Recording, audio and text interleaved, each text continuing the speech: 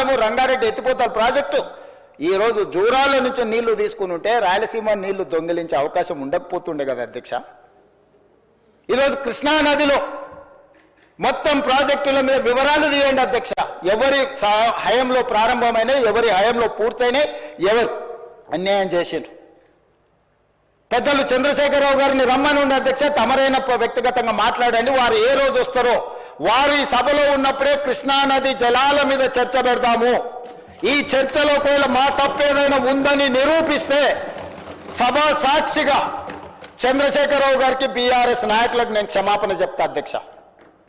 ఇది నా సవాల్ అధ్యక్ష చంద్రశేఖరరావు గారికి. సవినయంగా నేను చంద్రశేఖరరావు గారికి సవాలు విసురుతున్న కృష్ణా పరివాహక ప్రాంతంలో కృష్ణానది జలాలలో ఈరోజు తెలంగాణకు శాశ్వతంగా అన్యాయం జరిగింది చంద్రశేఖరరావు గారి హయంలో. లెక్కలతో సహా నిరూపించడానికి నేను మా మంత్రి ఉత్తమ్ కుమార్ రెడ్డి గారు సిద్ధంగా ఉన్నాం అధ్యక్ష. వాళ్ళ సంతకాలు పెట్టొచ్చి వాళ్ళ అఫిడవిట్లు వేసి రాయలసీమ లిఫ్ట్ ఇరిగేషన్ ప్రారంభించి 2020లో ఆంధ్రప్రదేశ్ ముఖ్యమంత్రి జగన్మోహన్ రెడ్డి గారిని ప్రగతి భవన్కు పిలిపించి పంచపక్ష ప్రమాణాలు పెట్టి రాయలసీమ లిఫ్ట్ ఇరిగేషన్ జీవో మొత్తం రాయలసీమలో ఈరోజు పోతిరెడ్డిపాడు కావచ్చు, మాల్యాల కావచ్చు, లేకపోతే ముచ్చుమరి కావచ్చు, రాయలసీమ లిఫ్ట్ ఇరిగేషన్ కావచ్చు, ఇవన్నీ కలిసి శ్రీశైలం బ్యాక్ వాటర్స్ నుంచి పర్ డే 10 TMC, ప్రతిరోజు 10 TMCలు 60 రోజులు మనకు వర్షాలు వచ్చినప్పుడు ఉంటే 600 TMCలు వెనుక నుంచి వెనకల్నే రాత్రికి రాత్రే తరలించకపోవడానికి ఇవాళ ప్రాజెక్టులు పూర్తయినాయి. 2014 నుంచి 2023 డిసెంబర్ వరకు చంద్రశేఖరరావు గారు ముఖ్యమంత్రిగా సాగునీటి పారుదల శాఖ మంత్రిగా ఉన్నప్పుడు తెలంగాణ రాష్ట్రానికి అన్యాయం చేసింది అధ్యక్ష.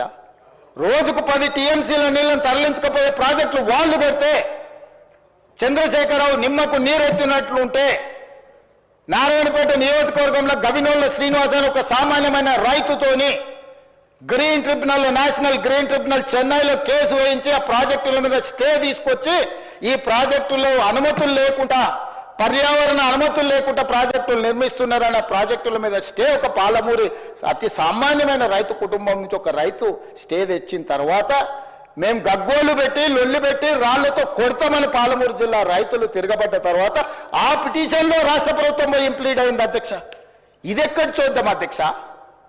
తెలంగాణ హక్కుల కోసం శాశ్వతంగా మనకు అన్యాయం జరిగే నిర్ణయాలు ఆంధ్రప్రదేశ్ తీసుకుంటే ప్రభుత్వం కొట్లాడాల్సింది పోయి ఉద్దండులైన న్యాయ కోవిదులను బట్టి అడ్డుకోవాల్సింది పోయి వదిలేస్తే ఒక సామాన్యమైన పాలమూరు రైతు నేషనల్ గ్రీన్ ట్రిబ్యునల్లో కేసు వేసి స్టే తీసుకొస్తే పర్యావరణ అనుమతులు ఇవ్వని అప్పుడు పోయి వీళ్ళు విధిలేని పరిస్థితిలో ఇంప్లీడ్ అయినారు అధ్యక్ష.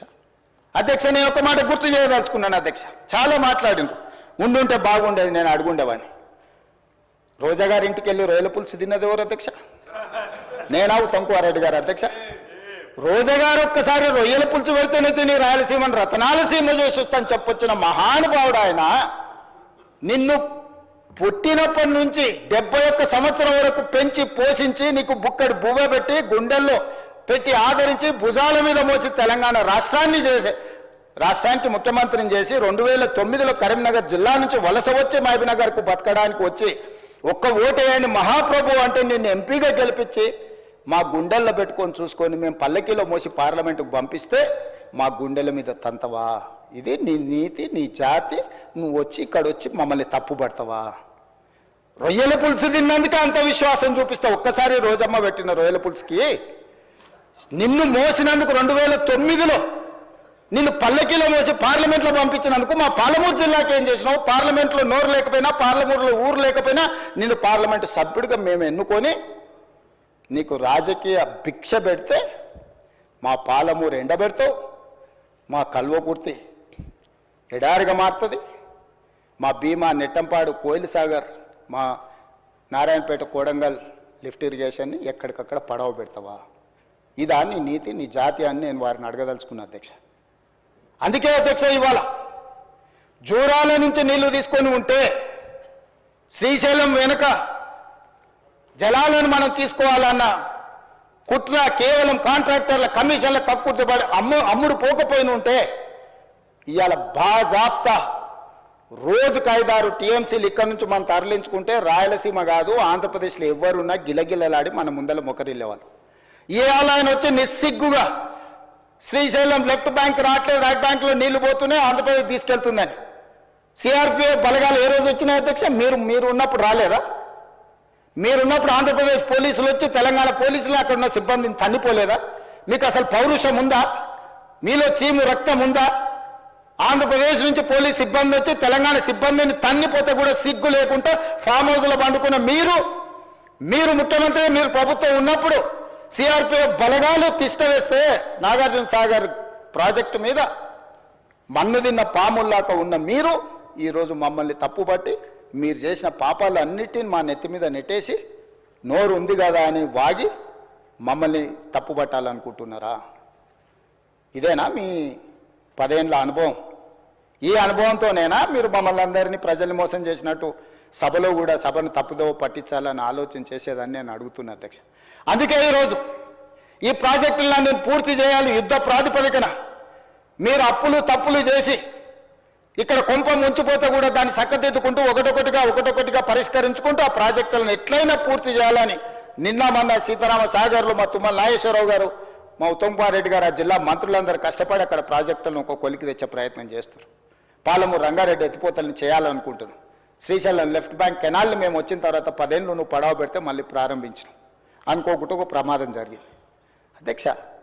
ప్రమాదం జరిగి ప్రజలు చచ్చిపోతే, అక్కడ ఉన్న కార్మికులు చచ్చిపోతే సానుభూతి చూపించాలి, కుటుంబాలను ఆదుకోవాలి, కుటుంబాలను పరామర్శించాలి.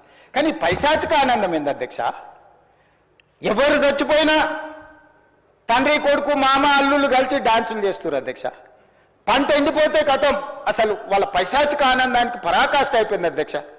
ఎక్కడ ఏ ప్రమాదం జరిగి తెలంగాణ ప్రజలకు నష్టం జరిగినా, తెలంగాణ రైతుల పంటలు ఎండిపోయినా, తెలంగాణలో కార్మికులు చచ్చిపోయినా, తెలంగాణలో విద్యార్థులు చచ్చిపోయినా, తెలంగాణలో పాఠశాలలో ఏదైనా చిన్న సంఘటన జరిగినా వాళ్ళ కళ్ళల్లో మెరుపు చూడు అధ్యక్ష. దాచుకునే దాగుతలేదు వాళ్ళ ఆనందం. అసలు అంటే ఇట్లా మనుషులు చనిపోతే పైశాచిక ఆనందం ఇట్లా ముఖంలోనే కొట్టొచ్చినట్టుగా అనిపించేటోళ్ళని ఎప్పుడైనా మీరు చూసిండ్రా అధ్యక్ష? ఆఫ్రికా అడవుల్లో మనుషులను బిక్క తినేటోళ్ళని చూసినామని విన్నా. ఈడీ ఆమీన్ ఏదది ఉగాండాకు అధ్యక్షుడు ఉండే అధ్యక్ష ఈడీ ఆమీన్ అని. ఆయన మనుషుల్ని కోసి ఫ్రిడ్జ్లో పెట్టుకొని కొంచెం తీసి ఫ్రై చేసుకొని తినేటోడు అని. అంటే సినిమాలు చూస్తే నాకు ఆశ్చర్యం అనిపించింది, ఇట్లా కూడా ఉంటారా అని. ఇప్పుడు నిజం చేస్తున్నారు అధ్యక్ష. ఇక్కడ వీళ్ళు ఈడీ అమీన్తో పోటీ పడుతున్నారు అధ్యక్ష వీళ్ళ పైశాచిక ఆనందంలో. ఇది మంచిది కాదు అధ్యక్ష తెలంగాణకు. 25 ఏళ్ళు మీరు పార్టీ పెట్టి ప్రజలు ప్రతిసారి మిమ్మల్ని ఆదరించారు, అవకాశం ఇచ్చారు. ఆనాడు రాజశేఖర రెడ్డి గారు, చంద్రబాబు నాయుడు గారు, కేంద్ర ప్రభుత్వాలు కూడా మిమ్మల్ని ఓడించాలని చూసిన ప్రజలు మిమ్మల్ని గెలిపించారు. మరి ఈనాడు గుండుసున్న ఇస్తే కనీసం జ్ఞానోదయం కలగాలి కదా అధ్యక్ష. 8 సీట్లలో డిపాజిట్లు పోవడం అనేది సామాన్యమైన విషయమా అధ్యక్ష? ఎందుకు ఆత్మ పరిశీలన చేసుకోరు? ప్రజల్ని ఎందుకు తిడుతున్నారు అధ్యక్ష? మీరు చేసిన తప్పులకు, మీరు చేసిన అప్పులకు ప్రజలు శిక్ష విధించిండ్రు. దాన్ని వదిలేసి ప్రజలే తప్పు చేసినట్టు, ప్రజలే క్షమాపణ చెప్పాలన్నట్టు, ప్రజల్నే ఉరిదీయాలన్నట్టు, ప్రజల్నే శిక్షించాలన్నట్టుగా వాళ్ళ మాటలు చూడండి అధ్యక్ష. వాళ్ళు ప్రజలు మోసం చేసింది మాట్లాడతలేరు అధ్యక్ష. ప్రజలను తిట్టేది ఏంది అధ్యక్ష? ప్రజలు విఘ్నులు.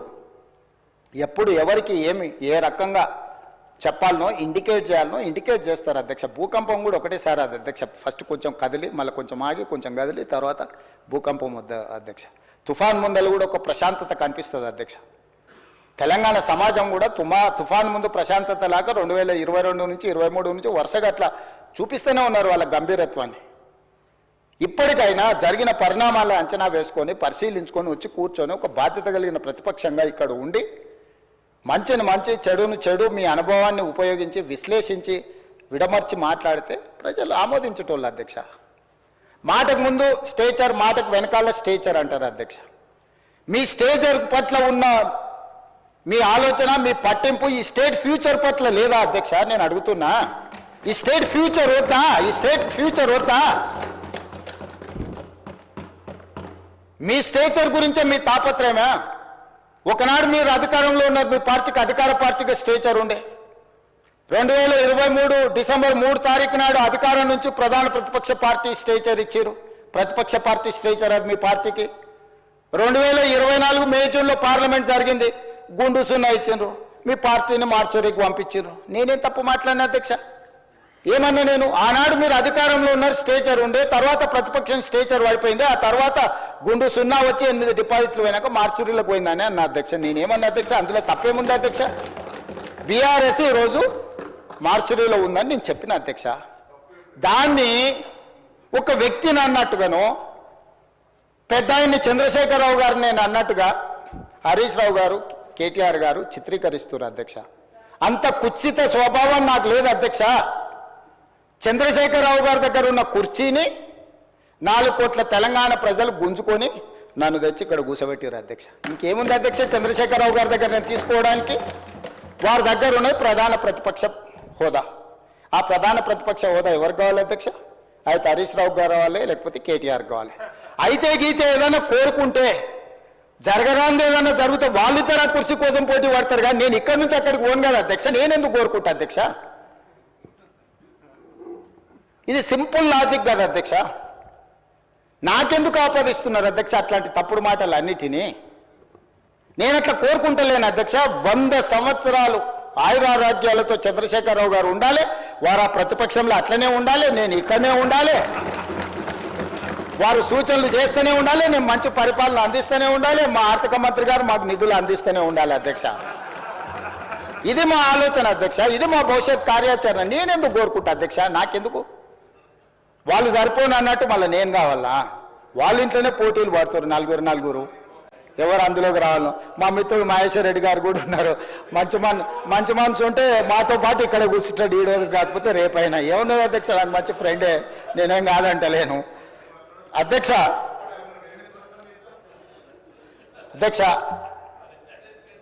10 సంవత్సరాల వాళ్ళ పరిపాలనలో ఈ తెలంగాణ